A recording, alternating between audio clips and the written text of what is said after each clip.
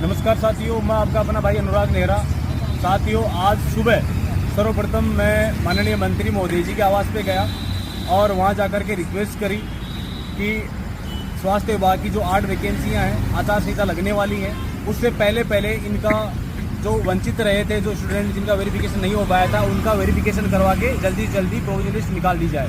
साथियों, वहाँ से संदेश प्राप्त हुआ कि जो लिस्ट थी ईसीजी और डेंटल टेक्नीशियन की, उन पे हमने अपलोड करके विभाग को भेज दिया है और फिर पता लगा कि वो फाइल JS सेकंड में थी। साथियों, वहाँ से मैं सचिवालय गया और सचिवालय में जाकर के पता किया कि ईसीजी और डेंटल टेक्नीशियन की फाइल कहाँ तक है। साहब ने मुझे बताया कि आपकी फाइल मैंने आज ही आपके सीपू में पहुँचा दी गई है, अब सीपू आपकी लिस्ट जारी करेगा। साथियों, उसके बाद में मैं विभाग में गया और सुरेश नवल जी से मिला और नवल जी से मिलकर के यही पता लगाया कि साहब सभी बच्चों में भय है, डर है कि अगले महीने के फर्स्ट वीक तक आचार संहिता लगने की खबरें आ रही हैं, तो क्या आचार संहिता से पहले हमारी वैकेंसी पूरी हो पाएंगी।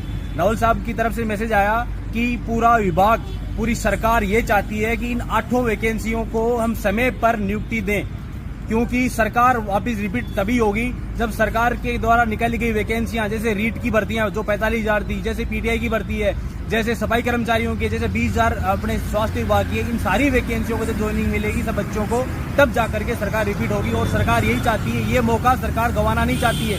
इसलिए साथियों, डरने की जरूरत नहीं है, अपन सबको ज्वाइनिंग मिलेगी, इसी सरकार में ज्वाइनिंग मिलेगी और आपके घर में खुशियां आएंगी। साथियों, ईसीजी और डेंटल टेक्नीशियन की प्रोविजन लिस्ट जारी कर दी गई है। साथियों, अभी मैं 7 बजे के आसपास सीपू में पहुंचा था और वहां जाकर के पता लगा कि आज लिस्ट आने वाली है और उसके अगले आधे घंटे के अंदर अंदर लिस्ट जारी कर दी गई थी।